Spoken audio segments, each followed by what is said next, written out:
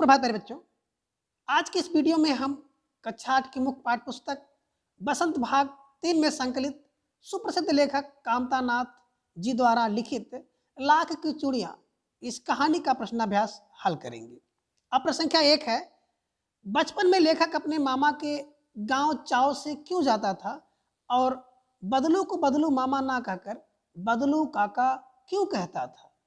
उत्तर, बचपन में लेखक अपने मामा के गांव चाव से इसलिए जाता था क्योंकि लेखक के मामा के गांव में लाख की चूड़ियां बनाने वाला कारीगर बदलू रहता था। लेखक को बदलू काका से अत्यधिक लगाव था क्योंकि वह लेखक को लाख की ढेर सारी रंग बिरंगी गोलियां देता था जो उसे बहुत अच्छी लगती थी। वैसे तो लेखक के मामा के गांव का होने के कारण उसे बदलू को बदलू मामा कहना चाहिए, पर लेखक उसे बदलू मामा ना कहकर बदलू काका कहता था क्योंकि गांव के सभी बच्चे उसे यही कहा करते थे। इसलिए लेखक भी बदलू को बदलू मामा ना कहकर बदलू काका ही कहा करता था। प्रश्न संख्या 2 है, वस्तु विनिमय क्या है? विनिमय की प्रचलित पद्धति क्या है? उत्तर, वस्तु विनिमय वह पद्धति है जिसमें एक वस्तु देकर दूसरी वस्तु ले ली जाती है, उसे वस्तु विनिमय कहते हैं। अर्थात आप कह सकते हो कि वस्तु की अदला बदली, एक वस्तु दे करके दूसरी वस्तु ले लेना ही वस्तु विनिमय है। पुराने समय में वस्तु के लिए पैसे नहीं लिए जाते थे, बल्कि वस्तु के बदले वस्तु ली जाती थी और दी जाती थी। किंतु अब वर्तमान समय में मुद्रा के चलन के कारण वर्तमान परिवेश में वस्तु के लेन देन मुद्रा के द्वारा होता है। तो अब जो है विनिमय की प्रचलित पद्धति जो है पैसा है। प्रश्न संख्या 3, मशीनी युग ने कितने हाथ काट दिए? इस पंक्ति में लेखक ने किस व्यथा की ओर संकेत किया है? उत्तर, इस पंक्ति में लेखक ने कारीगरों की व्यथा की ओर संकेत किया है कि मशीन के आगमन के साथ कारीगरों के हाथ से काम धंधा छिन गया है, मानो उनके हाथ ही कट गए हो। उन कारीगरों का रोजगार इन पैतृक काम धंधों से ही चलता था।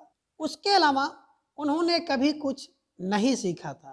वे पीढ़ी दर पीढ़ी अपनी इस कला को बढ़ाते चले आ रहे हैं और साथ ही रोजी रोटी भी चला रहे हैं, परंतु मशीनी युग ने उनकी रोजी रोटी पर वार किया है। मशीनों ने लोगों को बेरोजगार बना दिया है और वे भूखों मरने की कगार पर आ गए हैं। मशीनों के प्रयोग से बदलू जैसे कुशल कारीगरों के हाथ से काम छिन गया है। वे या तो बेरोजगार हो गए हैं या फिर अन्य को व्यवसाय अपनाने के लिए विवश हो गए हैं या अन्य कोई व्यवसाय या धंधा करने के लिए मजबूर हो गए हैं, विवश हो गए हैं। प्रश्न संख्या 4, बदलू के मन में ऐसी कौन सी व्यथा थी जो लेखक से छिपी ना रह सकी? उत्तर, बदलू लाख की चूड़ियां बेचा करता था, परंतु जैसे जैसे कांच की चूड़ियों का प्रचलन बढ़ता गया उसका व्यवसाय ठप पड़ने लगा। अपने व्यवसाय की यह दुर्दशा बदलू को मन ही मन कचोटती थी। बदलू के मन में इस बात की व्यथा थी कि मशीनी युग के प्रभाव स्वरूप उस जैसे अनेक कारीगरों को बेरोजगारी की उपेक्षा का शिकार होना पड़ा है।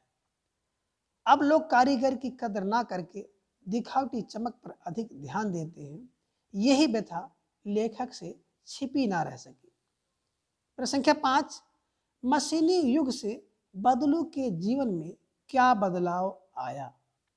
उत्तर, मशीनी युग से बदलू के जीवन में यह बदलाव आया कि बदलू का व्यवसाय बंद हो गया, वह बेरोजगार हो गया।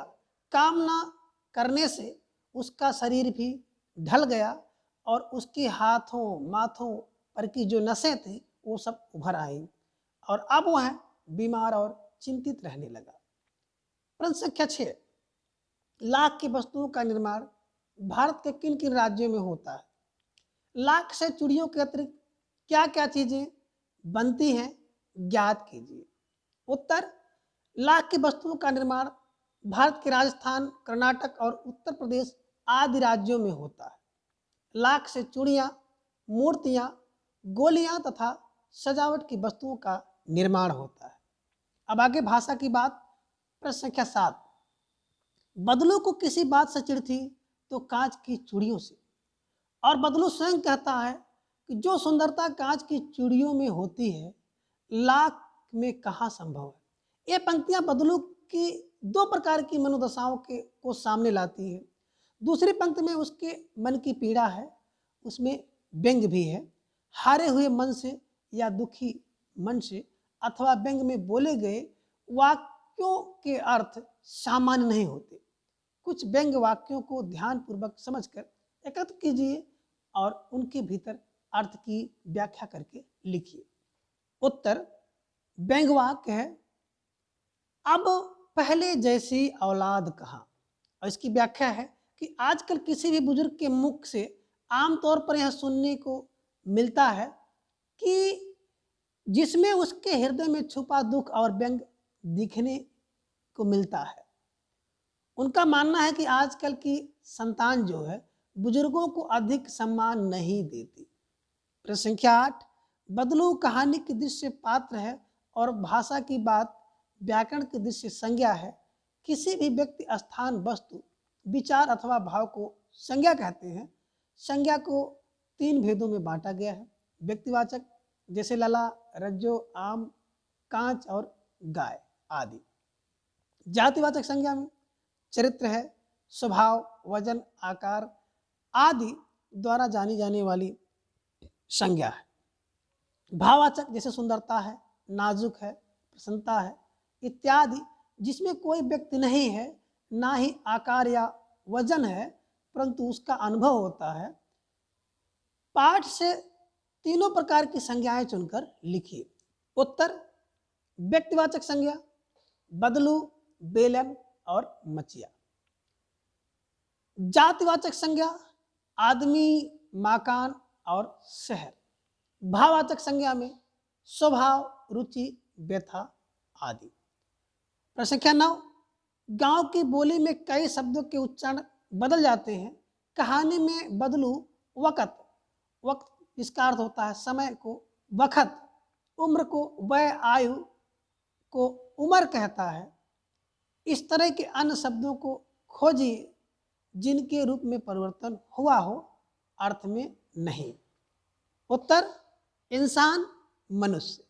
रंज माने दुख, गम, मायूसी, जिंदगी, जीवन, औलाद, संतान। तो आज की इस वीडियो में बस इतना। अगले वीडियो में फिर हम लोग किसी नए टॉपिक पर चर्चा करेंगे। तब तक के लिए धन्यवाद।